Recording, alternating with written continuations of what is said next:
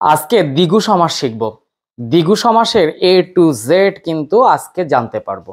এর আগে আমরা সমাসের প্রাথমিক ধারণা শিখে নিয়েছি। প্রথম সমাস দ্বন্দ্ব সমাস শিখে নিয়েছি। 9 প্রকার সমাস পর্ব ধরে ধরে শেখাচ্ছি। আজকের বিষয় দ্বিগু। দ্বিগু কথার অর্থ হচ্ছে দুই গরুর বিনিময়ে কেনা। এসে কিউ আসবে কিন্তু। দ্বিগু কথার অর্থ কি? দ্বিগু সমাসে পরপদের অর্থ প্রাধান্য পায় না পূর্বপদের অর্থ প্রাধান্য পায়? আমরা অবশ্যই দেখব। দ্বিগু সমাস তার সংজ্ঞাটা কি আগে সেটা জানতে হবে।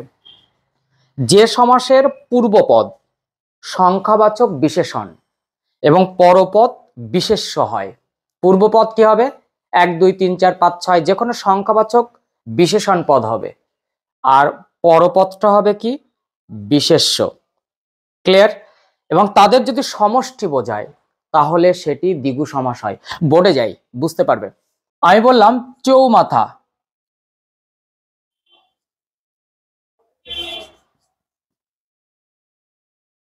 চৌমাথাকে আমি ব্যাস বাক্যে পরিণত করি। চৌ মানে কি? 4। চৌ কথার অর্থ কি? 4। মাথার সমাহার।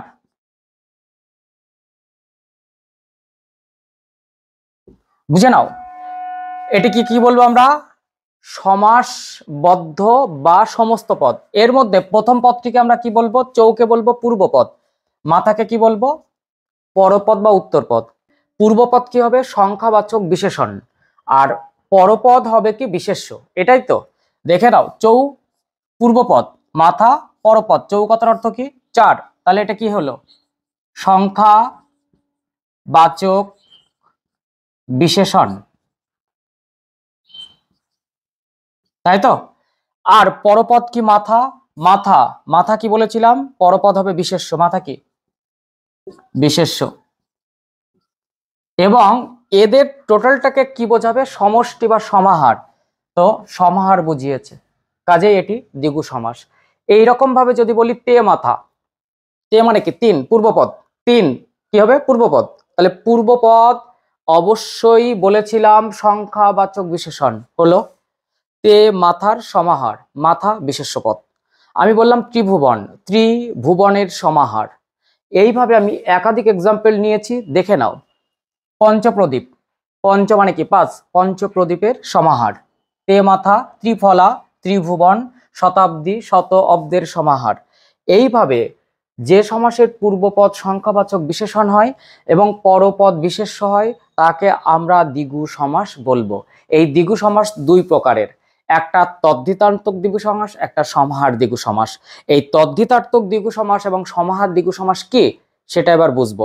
চলো আমরা বোর্ডটাকে ক্লিন করে নিই। তাহলে দ্বিগু সমাস কয় প্রকারের? 2 প্রকারের। প্রথম সমাস দ্বিগুর তদ্ধিতার্থক দ্বিগু, দ্বিতীয় সমাস দ্বিগুর সমাহার দ্বিগু। তদ্ধিতার্থক দ্বিগু নিয়ে আগে বুঝে নি। তোমরা প্রত্যয় শিখেছো, প্রত্যয় 2 প্রকারের, কৃৎ প্রত্যয়, তদ্ধিত প্রত্যয়।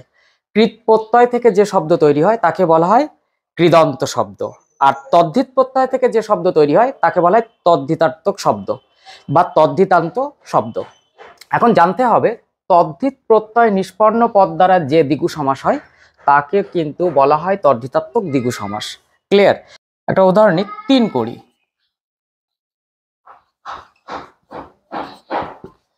ব্যাস বাক্য করি।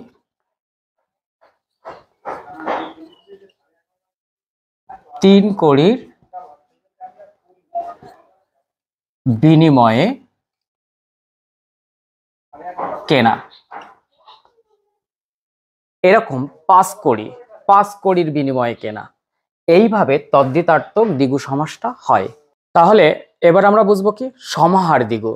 সমাসের 2টো শ্রেণীকরণের একটা শেখা হয়ে গেছে, দ্বিতীয়টা সমাহার দ্বিগু। এই সমাহার দ্বিগু মানে কি? যে দ্বিগু সমাসের সমস্ত পদ সমষ্টি বা সমাহারকে বোঝায়। অর্থাৎ প্রথম যখন দ্বিগু সমাসের শ্রেণীকরণ না করার আগে দ্বিগু সমাস শিখিয়েছিলাম, সেই সময় যা যা শিখিয়েছিলাম এটা ঠিক তাই। অর্থাৎ তোমাদের সমাহার দ্বিগুটাই সিলেবাসে আছে, আর তদ্ধিতার্থক দ্বিগু সমাস সিলেবাসে নেই, তবু আমি শিখিয়ে দিলাম। তো যে দ্বিগু সমাসের সমস্ত পদটি সমষ্টি বা সমাহারকে বোঝায় তাকে সমাহার দ্বিগু বলে। যেমন আমি বললাম 7 সমুদ্র,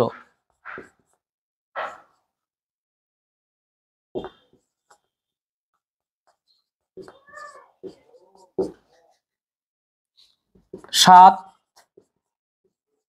সমুদ্রের সমাহার। তেপন্তর তে প্রান্তের সমাহার। তাহলে সমস্ত পথ সাত সমুদ্র দিয়ে কি বোঝাচ্ছে? দেখো এর আগে যখন তদ্ধিতার্থ করেছিলাম তিন কড়ি, তা দিয়ে কিন্তু সমাহার বোঝাচ্ছিল না। তিন কড়িটা কি? তদ্ধিত প্রত্যয় থেকে পাওয়া শব্দ, তাই সেটি তদ্ধিতার্থক দ্বিগু সমাস। কিন্তু এখন যে দ্বিগু সমাস শিখেছি তার সমস্ত পদ বা সমাসবদ্ধ পদটি কিন্তু সমষ্টি বা সমাহারকে বোঝাচ্ছে। কাজেই এটাকে আমরা কি বলবো? সমাহার দ্বিগু।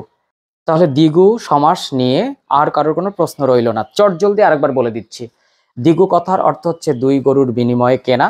দ্বিগু সমাস কাকে বলে?